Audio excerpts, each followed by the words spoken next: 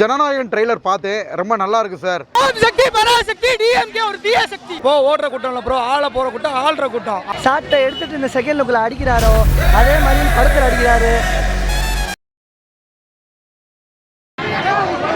Bro வேற level bro, எல்லாமே நல்லா இருந்துச்சு. எல்லாரும் சொல்லிட்டு இருக்காங்க ஜனவரி 9 இந்த கூட்டம் போயிடும், அவ்வளவுதானே. இப்போ ஓடுற கூட்டம் இல்ல ப்ரோ, ஆள போற கூட்டம், ஆள்ற கூட்டம், ஆள போற கூட்டம், ஆள்ற கூட்டம் கிடையாது. ஐ ஆம் கம்மிங் சொல்லிட்டாப்ல, coming just beginning, coming trailer bro செம்மையாக இருந்துச்சு. வி ஆர் கம்மிங், அவ்வளோதான். 2026 வி ஆர் கம்மிங். நாங்கள் திருப்பி போகிற ஐடியாவே எங்களுக்கு கிடையாது. இனிமேல் நம்ம தான், இனிமேல் தளபதி தான் இனிமேல் வருவார். இருந்தாலும் ட்ரெய்லர் நல்லா தான் இருக்குது. விஜய்காண்டி நல்லா பார்க்கலாம். ட்ரெய்லர் சூப்பர் பிளாஸ்ட் தான். படம் வந்துச்சுன்னா தெரிவிக்க போது பாருங்க. அண்ணே மட்டும்தான், வேற எவனுமே கிடையாது. பராசக்திலாம் வெளியே போக சொல்லுங்க. எவனாலும் தடுக்க முடியாது. 2026 சிஎம் தான். எல்லாருமே ஓட்டு போட்டுருவோம். சிஎம் நாம தான். பராசக்தி ஜெயிக்காது, ஒரே சக்தி விஜய் சக்தி. ஓட விடுறோம். வர முடியாது. ஒரே சக்தி விஜய் சக்தி. ஒத்த சேஜ் வந்து பொளக்குறேன். பராசக்தி ஒரு தீய சக்தி. ப்ரோ பராசக்தின்றாங்க. பராசக்தி சக்தி எல்லாம் எல்லா சக்தியும் புடுங்க போறோம், பார்த்துக்கிட்டே இருக்கு. என்னைக்குமே ஆட்ட நாயகன் மட்டும்தான். இது கேசரி கிடையாது. மதுரை பாண்டி கோயில் கெடா விட்டு விருந்து. ஜனவரி 9 மதுரைக்காரங்க எல்லாத்துக்கும் பாண்டி கோயில் கெடா விட்டு விருந்து. பராசக்தி தீய சக்தி. தீய சக்தி எல்லாம் தெரிஞ்சுக்க, தீப்பந்தத்தோட வராது, ஒழுங்கிக்க. நாங்களும் வரோம், அவரும் வராது. புரிஞ்சுக்க, தெரிஞ்சுக்க, கத்துக்க.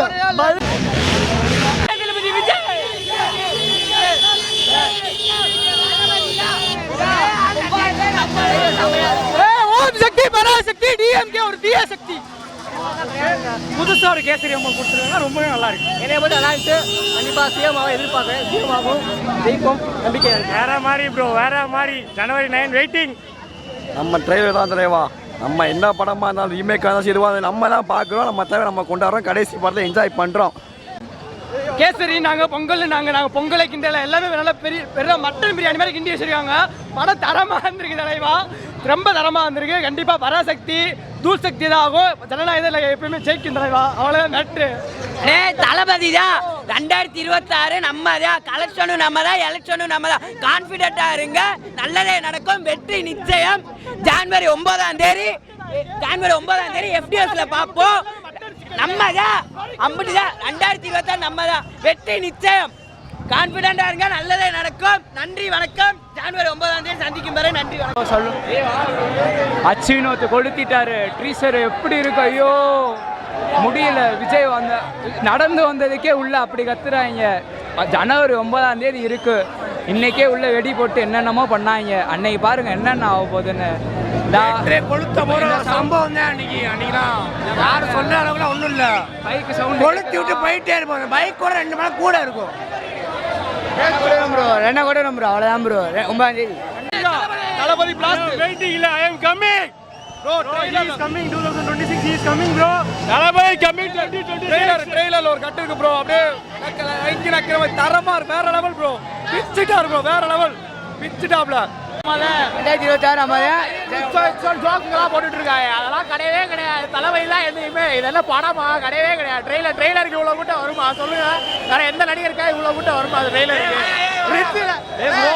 ரிச்சில மொத்தம் 4 ஷோனு. 7 மணிக்கு 1, 8 மணிக்கு 1, 9 மணிக்கு 1, 10 மணிக்கு 1. எல்லா ஷோவும் ஹவுஸ்ஃபுல், எல்லா ஷோவும் ஹவுஸ்ஃபுல். தலைமை தான் இல்லை, இவன் தளபதி. Blast bro. திரை தீ பிடிக்கும், தளபதி வந்தா வெடி வெடிக்கும். தளபதி தாய் தந்தை தமிழகம். தாய் தந்தை தளபதி தமிழகம். வலைவிட ஒதுங்கல் இல்லை சரியா? பராசக்திக்கும் தீய சக்திக்கும் ஜனநாயகன் வந்து பதில் சொல்லுவாப்ல. டிவிக்கு 2026 நாங்க தான் சிஎம்.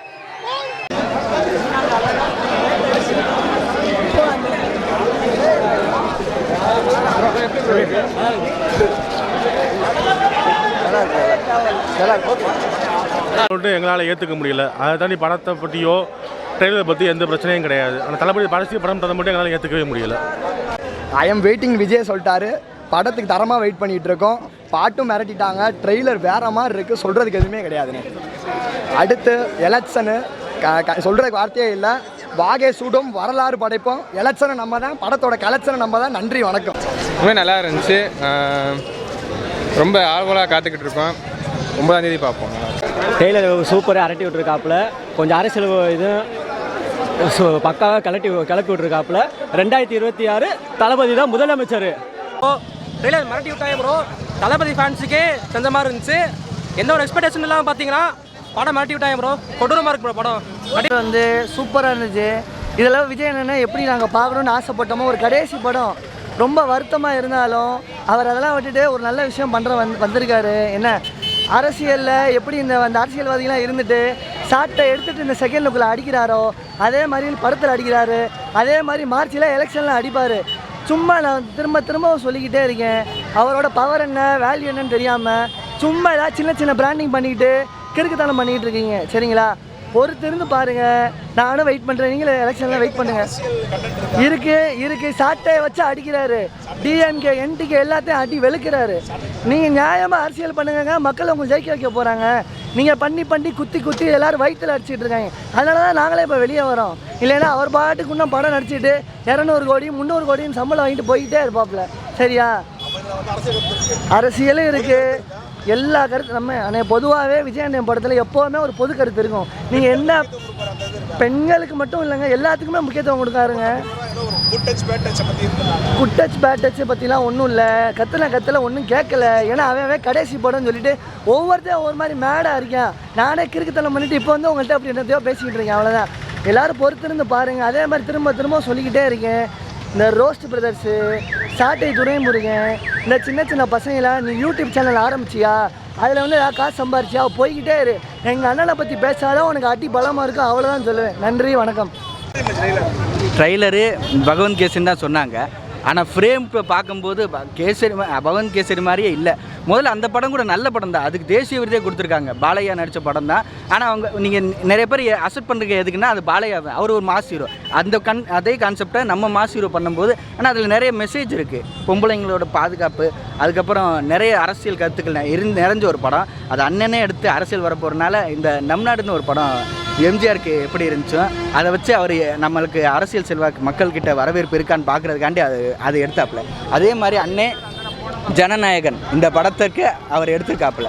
அதனால் இந்த படம் அரசியலும் பேசுது, பெண்ணியம் பாதுகாப்பு எல்லாமே இப்போ இருக்கிற எல்லாமே கனெக்ட் ஆகிற அளவுக்கு இருக்குது. 2026 என்னென்ன நடக்குதோ எதுக்கு ரிப்ளே இந்த படத்தில் இருக்குது. அதனால் பகவந்த் கேசரி தான். ஆமாம், அரசியல் கருத்து. ஆனால் அவர் அரசியல் வரப்போகிறனால இது ஒரு ப்ளஸ்ஸு தான். அதனால் ரொம்ப நல்லா இருக்குது ஜனநாயகன். ஆனால் இதுக்கும் எதிர்ப்புகள் இருக்கும். தேட்டரில் இருந்தால் எம்ஜிஆருக்கே நடந்திருக்கு, ஸ்க்ரீன்லாம் கிழிக்கிற அந்த மாதிரி நிறைய இது தேட்டர்லாம் நடந்திருக்கு. அதெல்லாம் இல்லாமல் இந்த படம் நல்லபடியாக ஓடி மக்கள்கிட்ட நல்ல வரவேற்பு இருக்குது. அண்ணன் அரசியல்காரன்னு நினைக்கிறோம். எதுக்குன்னு நிறைய பேருக்கு எதுக்கு விஜய்க்கு எதுக்கு அரசியல்னு கேட்குறாங்க. ஏன்னா இப்போ நடக்கிற சூழல்லாம் பார்த்தோம்னா இப்போயே ரீசெண்டாக வடக்கு நண்பரை போட்டு எல்லாருமே ஒரு 4 பேர் சென்னையில் நடந்துச்சு. இதெல்லாம் நடக்கும்போது நமக்கு என்ன தோணுதுன்னா, நம்மளுக்கு முதல்ல பாதுகாப்பு இருக்கா, வெளிநாட்டுக்காரங்களுக்கு சரி வெளி மாநிலத்துக்காரங்களுக்கே பாதுகாப்பு இல்லாத நேரத்தில் நமக்கு பாதுகாப்பு இல்லைன்றது தான் அது கேள்விக்குறி ஆகுது. அது போக நம்ம சகோதரிகள் பெண்கள் எல்லாமே இருக்கும். நமக்கு ஒரு பொன் குழந்தை இருந்தால் கண்டிப்பாக நம்ம டிவி கேக் தான் ஓட்டு போகணும். ஏன்னா அவங்க எதிர்காலம் நல்லா இருக்கணும். இப்போ நான் இருக்கேன், எனக்கு அப்புறம் என் குழந்தை பிறக்க வரும்போது தளபதி ஆட்சியில் இருக்கணும்னு நினைக்கிறேன். ஏன்னா அவர் என்ன மாறணும் ப்ரோ. ஏன்னா வாரிசு அரசியல் எல்லாம் மாறி ஒரு நல்ல ஒரு எதிர்காலம் இருக்குது. இளைஞர்கள் நிறைய பேர் வேலை இல்லாமல் இருக்காங்க. அதையெல்லாம் ஏற்படுத்த அவர் நிறைய பேர் இது கொள்கை இல்லாத கட்சி, கொள்கை தலைவர் 4 பேர் 5 பேரை சொல்கிறாங்க. அவங்களோட கொள்கை தான் இவங்களோட கொள்கை. அதைத்தான் சரி பெண்ணியம் பேசுகிறோம். எல்லாருக்குமே சமூக நீதி சரியாக கிடைக்கணும்னு சொல்கிறாங்க. அதெல்லாம் 12 கொள்கைகள் இருக்குது. அதெல்லாம் அவங்க பார்க்க மாட்டாங்க. அது கொள்கை தலைவர்கள் தான் தேர்ந்தெடுக்க. நீங்கள் அதில் எப்படி உங்களுக்கு கொள்கை இருக்குது அப்படின்னு சொல்லுங்க. கொள்கை தலைவர்னால் அவங்க இதை தானே நம்ம ஃபாலோ பண்ணுறோம். அதான் நான் சொல்ல வரேன். அதனால் இது வேறு லெவலில் இருக்குது. இது பகவந்த் கேசன்னா நிறைய பேர் சொல்கிறாங்க. கேசன் ஆரம்பத்திலே தெரிஞ்சிருச்சு. ஆமாம், எங்கள் அம்மாவோட ரியாக்ஷன்லாம் பார்க்கணுமே. எனக்கு சந்தோஷம். அன்றைக்கி நான் வந்து அம்பா டிக்கெட் வாங்கினேன். ஆமாம், சின்ன பிள்ளையிலேருந்து எனக்கு ஒரு சந்தோஷம். கடைசி படம் சொன்னேன் பார்ப்பேன் நான் விஜய் ஃபேன் தான். கூட நான் அந்த படத்துக்கு தான் ரொம்ப போவேன். எனக்கு விஜய் ரசிகை தான் நான். ஆனால் எனக்கு கூட பிறந்த அண்ணன் எனக்கு இல்லைனாலும் இவர் தான் எனக்கு அண்ணன். நல்லா பார்ப்பாரு. இனிமேல் ஆட்சிக்கு இவர் தான் வரணும். இவர் வந்தால் தான் நம்மளுக்கு நல்லது. அவர் எல்லா மனசுலையும் இடங்குறாரு. சின்ன குழந்தைக்கு இப்போ நம்ம குழந்தைங்களுக்கு சின்ன குழந்தை லெவலுக்கு அவர் பிடிக்குன்னா அவர் எப்பேற்பட்ட ஒரு இதுவாக இருப்பாருன்னு பாருங்க. ஏன்னா எம்ஜிஆர் எல்லாம் பார்த்துப்போம், அதெல்லாம் ஹிஸ்ட்ரியை ரீமேக் பண்ணுற மாதிரி நம்ம அரசியல் இருக்கும்னு நினைக்கிறேன். அதனால் எல்லாருக்கும் பாதுகாப்பு கிடைக்கணும். முதல்ல நம்ம எதுக்காண்டி ஓட்டு ஜனநாயகத்தில் வரிப்பணம் மக்களுக்கு கரெக்டாக போனால் அவங்க எல்லாருமே பணக்காரனாக இருப்பாங்க. எதுக்கு ஏழையாக இருக்காங்கன்னா அவங்களோட வரிப்பணம் எங்கேயோ சுரண்டப்படுது, அதனால தான் அவங்க ஏழையாக இருக்காங்க. இப்போ ஏழையாக இருக்கும் பணக்காரன் ஆகும்னா அந்த ஆட்சி மாற்றம் நடந்தால் தான் முடியும். எல்லாருமே பாதுகாப்பு முதல்ல உறுதிப்படுத்தணும், பெண்கள் பாதுகாப்பு உறுதிப்படுத்தணும், மது விலக்கு கொண்டு வரணும். எல்லாமே நல்லபடியாக முடிஞ்சுன்னா நல்ல ஒரு ஆட்சி கிடைக்கும். அது கிடைக்கிற வரைக்கும் தளபதிக்கு நம்ம ஓட்டு போடும். நான் இது வரைக்கும் ஓட்டு எனக்கு ஓட்டர் ஐடியெல்லாம் இன்னும் வாங்கலை. நான் தடவை ஓட்டர் ஐடி வாங்கி ஓட்டு போட்டேன்னா அது விஜய்க்கு மட்டும் தான் போட போகிறேன். அவ்வளோதான். ட்ரெய்லரு நம்ம இது ட்ரெய்லர் நான் பார்த்தேன், நல்ல சூப்பராக எடுத்திருக்காங்க. நம்ம இதில் சோஷியல் மெசேஜ் எப்படி இந்த இது இப்போ நான் என்ன நடக்குதோ அதை அப்படியே காட்டியிருக்காங்க. 1967 1977 2026 நம்ம ஆட்சி அமைக்கிறோம். இந்த ட்ரிப்பு ஜனநாயகன் அந்த டைட்டிலுக்கு ஏற்றாப்புல நம்ம ஜனநாயகனாகவே ஆட்சி அமைப்போம். 2026 நம்ம ஆட்சி அமையும். பெண்களுக்கு தளபதி சொன்ன மாதிரி எல்லாமே பாதுகாப்பு இருக்கும். அவர் சொன்ன அந்த 5 கொள்கை தலைவர் வேலு நாச்சியார், அஞ்சலி அம்மாள், காமராஜர், அம்பேத்கர், பெரியார் அவங்களோட கொள்கைகளை நம்ம தளபதி கண்டிப்பாக கடைபிடிப்பார். இருக்குண்ணே, இருக்குது. ஆனால் இப்போ சொல்ல முடியாது, ஏன்னா அது இப்போ சஸ்பென்ஸ். ட்ரெய்லர் சூப்பராக இருந்துச்சு. ஏன்னா நல்லா எனக்குவே இன்னும் விருப்பம் இருந்துச்சு. இது பிளாஸ்ட்ண்ணே, கண்டிப்பாக பிளாஸ்ட்டு. தளபதி பிளாஸ்ட்டு தான். அடுத்த வாரம் இப்போமே அடுத்த வாரம் வந்துருச்சு எனக்கு அப்படின்னு இருக்கு.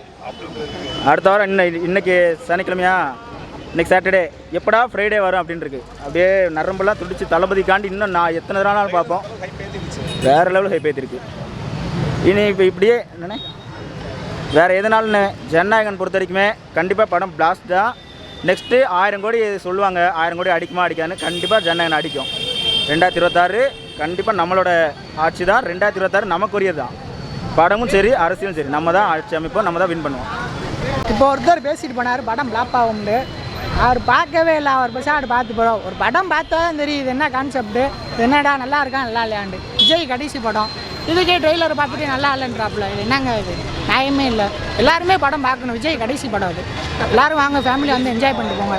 மற்றபடி ரீமேக்குனா என்னங்க, அஜித் தான் ரீமேக் எடுத்தாப்புல. அது நல்ல கருத்துள்ள கான்செப்ட் தான் அதெல்லாம். நேர்கொண்ட பார்வை தான் நல்லா. ஆமாம், நான் தான் ஒரு தான் அம்மாவில் அணிலுக்கு சப்போர்ட் பண்ணி பேசுகிறேன்ல. அணில் எல்லாருமே ஒன்று தாங்க, எல்லாருமே ஒரே ஃபீல்டில் இருக்காங்க, நல்லா இருந்துட்டு போகிறாங்க. இதில் என்ன இருக்குது? ஆமாம், நான் இப்போ அஜித் தான் எனக்கு பிடிக்கும் விஜயோட. ஆக்சுவலாக நான் விஜய்க்கு தான் ஓட்டு போட போகிறேன். மாற்றம் வரணும்ல. இவங்க டிஎம்கே கவர்மெண்ட்டு ஊழல் பண்ணி கொள்கிறாங்க, கழுத்தை நெரிக்கிறாங்க. இப்போ கடைசி இப்போ எலெக்ஷனில் தோற்றுருமோ பயந்து இப்போ போலீஸுக்கெல்லாம் 10 வருஷம் நீங்கள் வேலை பார்த்தா உங்களுக்கு இன்சூரன்ஸ் இது இருக்குதுன்னு சொல்லி இது பண்ணிட்டாங்க, பென்ஷன் இருக்குதுன்னு சொல்லி பண்ணிட்டாங்க. பயந்து உழப்பி ஐயோ தோற்றுருமா ஆட்சி போயிருமான்ட்டு. எதுக்கு வரட்டும், விஜய் வரட்டும். நானா விஜய்னா எதில் வந்திருக்காப்புல? எதில் வந்திருக்காப்புல?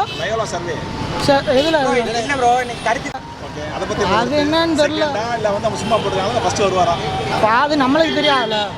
அது அடுத்து நான் 26 தெரியும். 26 ஆகிப்போச்சு, இன்னும் கொஞ்ச நாளில் தெரியும் என்னது.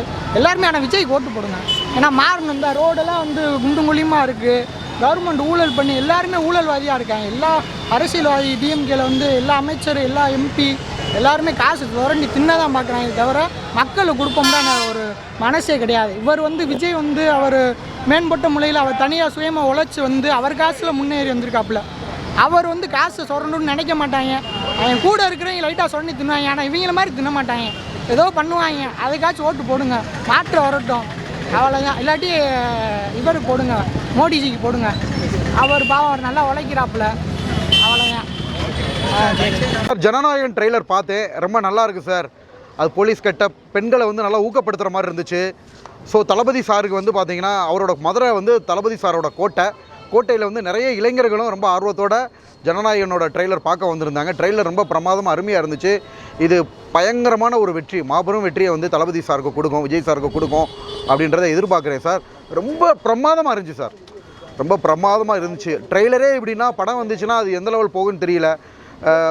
ஏரியாவிலே க்ரௌடு, சரியான க்ரௌடு. உண்மையிலே பயங்கரம் சார். விஜய் சார் கிரேட் தான், உண்மையிலே கிரேட் தான். கேசரி மாதிரி இருக்கு அப்படின்னு சொல்றாங்க. முதல் கேசரி இப்போ இருக்குல்ல அந்த மாதிரி இருக்கு அப்படின்றாங்க ட்ரைலர் பார்க்குறப்ப. நல்லா இருக்குமா? இதை வந்து எது கூடயும் ஒப்பிடாத கூடிய ஒரு படம். அவருக்குன்னு ஒரு ஸ்டைல் இருக்கு. எப்படி இருந்தாலும் தளபதி படம், தளபதி சாருக்குன்னு ஒரு ஸ்டைல் இருக்கு, விஜய் சாருக்குன்னு ஒரு ஸ்டைல் இருக்கு. அந்த ஸ்டைல் வந்து பார்த்தீங்கன்னா இப்போ எம்ஜிஆர் மக்களை எப்படி கவர்ந்தாரோ, எம்ஜிஆர் சார் எப்படி மக்களை கவர்ந்தாரோ அதே மாதிரி விஜய் சார் வந்து மக்களை கவர்ந்து இழுத்துருக்காரு அவரோட திறமையால். அவங்க நினச்சிருந்தா எவ்வளவோ செலக்ட் பண்ணி வந்திருக்கலாமா? ஓகேங்களா, படம் நடித்து இளைஞர்களை வந்து ஊக்கப்படுத்துவார். இப்போ லேட்டஸ்ட்டாக ஒரு வீடியோ கூட வைரல் ஆகிருக்கும், தம்பி இறங்குன்னு.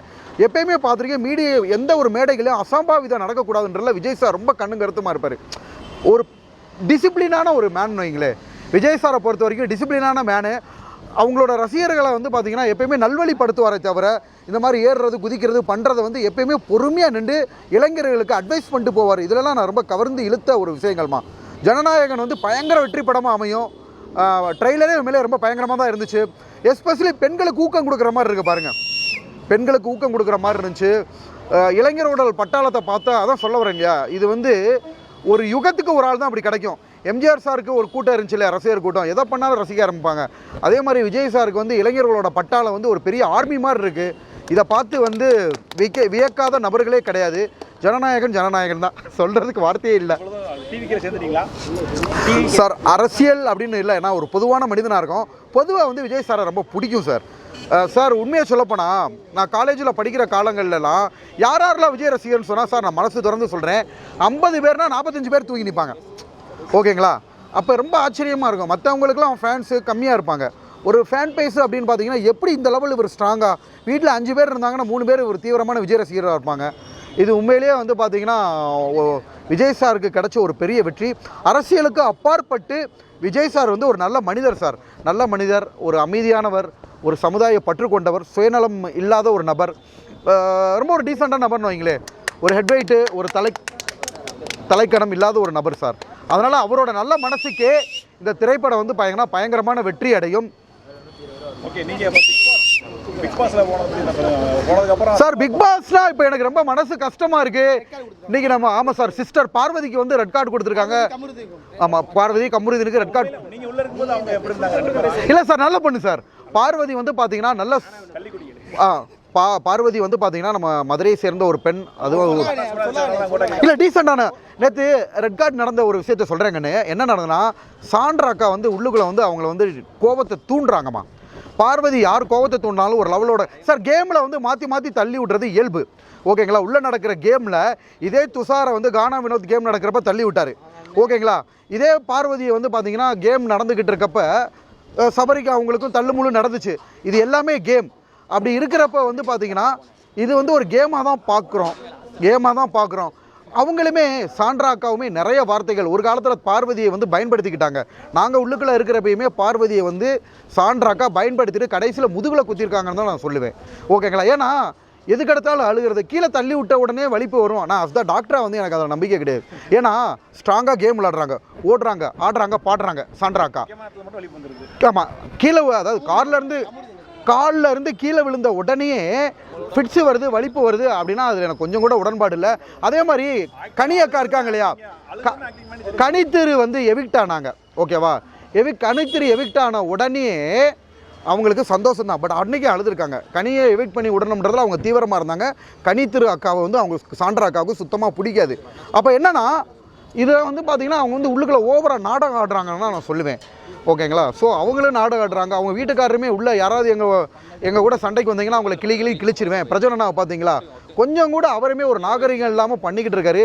ஸோ பார்வதி ரெட் கார்டு கொடுத்ததுக்கு உண்மையிலே மனசுக்கு ரொம்ப கஷ்டமாக தான் சார் இருக்குது. ஏன்னா நல்ல பிளேயர் சார். மதுரையிலேருந்து நாங்கள் மதுரையில்